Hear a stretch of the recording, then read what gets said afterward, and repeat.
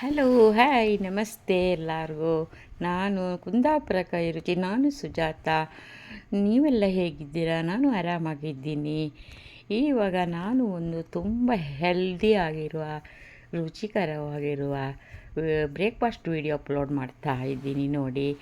ಈಗ ಒಂದು ಹೆಸರು ಕಾಳನ್ನು ಮೊಳಕೆ ಕಟ್ಟಿ ಮನೆಯಲ್ಲೇ ಇಟ್ಕೊಂಡಿದ್ದೀನಿ. 1 ಕಪ್ ಹೆಸರು ಕಾಳು, 1 ಕಪ್ ಅಕ್ಕಿ, 1-2 ಹಸಿಮೆಣಸಿನ್ಕಾಯಿ, 1 ಇಂಚು ಶುಂಠಿ, 1 ಈರುಳ್ಳಿ, ಚಿಕ್ಕ ಈರುಳ್ಳಿ. ಇಷ್ಟನ್ನು ಅಕ್ಕಿನ ಬೆಳಿಗ್ಗೆನೇ ನೆನೆಸ್ಬೇಕು.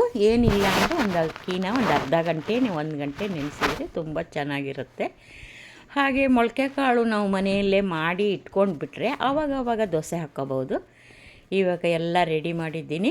ಒಂದು ಮಿಕ್ಸಿ ಜಾರ್ ತೊಗೊಂಡು ನಾನು ನೆನೆಸಿ ಇಟ್ಟು ಅಕ್ಕಿನ ಹಾಕ್ಕೊತೀನಿ.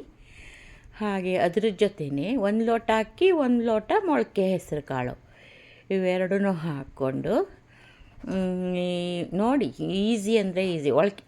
ಇದು ಮೊಳಕೆ ಕಾಳು ನಾವು ಮಾಡಿ ಮನೆಯಲ್ಲೇ ಇಟ್ಕೊಂಡ್ಬಿಟ್ರೆ ಹೊರಗಿನ ತಂದರೆ ಚೆನ್ನಾಗಿರಲ್ಲ.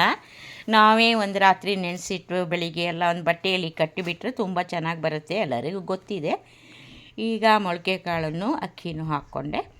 1 ಈರುಳ್ಳಿ, ಚಿಕ್ಕ ಈರುಳ್ಳಿನ ಕಟ್ ಮಾಡಿ ಇಟ್ಕೊಂಡಿದ್ದೀನಿ. ಹಾಗೆ ಅದು ಹಾಕಿಬಿಟ್ಟು 2 ಹಸಿಮೆಣಸಿನ್ಕಾಯಿ, ಒಂದು ಅರ್ಧ ಇಂಚು ಶುಂಠಿ ಹಾಕಿ ಉಪ್ಪು ಹಾಕಿಬಿಟ್ಟು ನೀರು ಹಾಕಿಬಿಟ್ಟು, ತೆಂಗಿನಕಾಯಿ ಎಲ್ಲ ಏನು ಬೇಕಂತ ಇಲ್ಲ, ನೈಸಾಗಿ ರುಬ್ತೀನಿ. ಅದು ಇದು ಹೆಸರು ಕಾಳದು ತುಂಬ ಆರೋಗ್ಯ, ಮಕ್ಕಳಿಗೂ ತುಂಬ ಒಳ್ಳೆಯದು. ಮಕ್ಕಳು ಇಷ್ಟಪಟ್ಟು ತಿಂತಾರೆ ನೋಡಿ, ಯಾಕಂದರೆ ಇದು ದೋಸೆ ಕಲರು ಗ್ರೀನ್ ಆಗಿರುತ್ತೆ.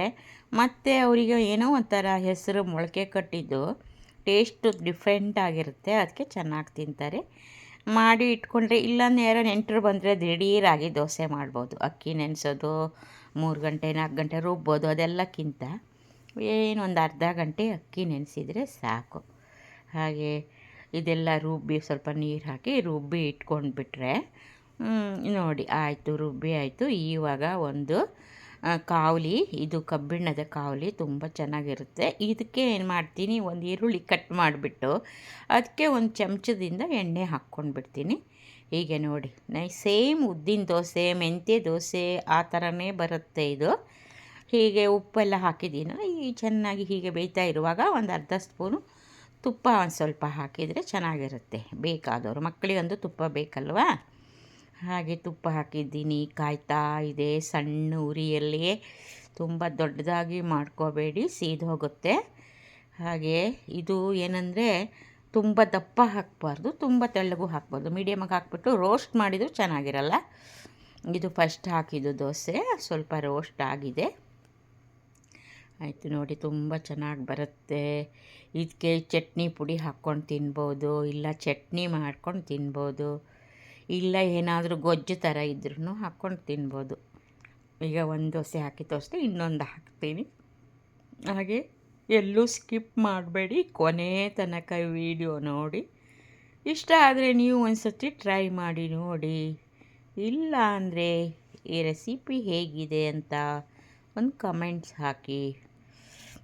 ಹಾಗೆ ಇನ್ನೂ ನನ್ನ ಚಾನಲ್ಗೆ ಯಾರು ನೋಡಿಲ್ದಿದ್ದ ಅಂದರೆ ಫಸ್ಟ್ ಟೈಮ್ ನೋಡುವರಾಗಿದ್ದರೆ ಒಂದು ಸಬ್ಸ್ಕ್ರೈಬ್ ಬೆಲ್ ಬಟನ್ ಒತ್ತಿ, ಈ ಕಡೆ ಆಲ್ ಅಂತ ಬರುತ್ತೆ ಎಡಗಡೆ, ಅದೊಟ್ಟು ಲೈಕ್ ಕೊಟ್ಟರೆ ನಾನು ಹಾಕಿರುವಂಥ ವೀಡಿಯೋ ಎಲ್ಲ ನಿಮಗೆ ನೋಟಿಫಿಕೇಷನ್ ಬರುತ್ತೆ ಫ್ರೆಂಡ್ಸ್. ನಮ್ಮ ಕುಂದಾಪುರ ಕಡೆ ಅಡುಗೆ ಎಲ್ಲ ನಿಮಗೆ ಚೆನ್ನಾಗಿ ನೋಡ್ಕೋಬೋದು. ನೋಡಿ ಆಯಿತು, 2 ದೋಸೆ ಹಾಕಿದ್ದೀನಿ. ಹಾಗೆ ಸ್ವಲ್ಪ ನಮ್ಮದು ಇದು ಕಾಳು ಗೊಜ್ಜಿತ್ತು, ಅದನ್ನು ಸೈಡಿಗೆ ಹಾಕ್ಕೊಂಡು ತಿನ್ಬೋದು. ಚಟ್ನಿ ತಿಂದು ಬೋರಾದರೆ ಅದನ್ನು ಹಾಕ್ಕೊಳ್ಬೋದು. ಆಯಿತು, ಇವತ್ತು ಒಳ್ಳೆ ರೆಸಿಪಿ ಮತ್ತು ಹೆಲ್ದಿ ಆ್ಯಂಡ್ ಈಸಿ ಆಗಿರುವ ದೋಸೆ. ಯಾವುದು? ಹೆಸರು ಮೊಳಕೆ ಕಾಳು ದೋಸೆ.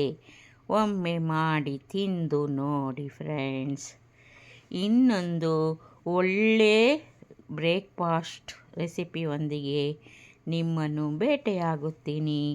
ಅಲ್ಲಿಯ ತನಕ ಕಾಯ್ತಾ ಇರಿ. Thank you so much.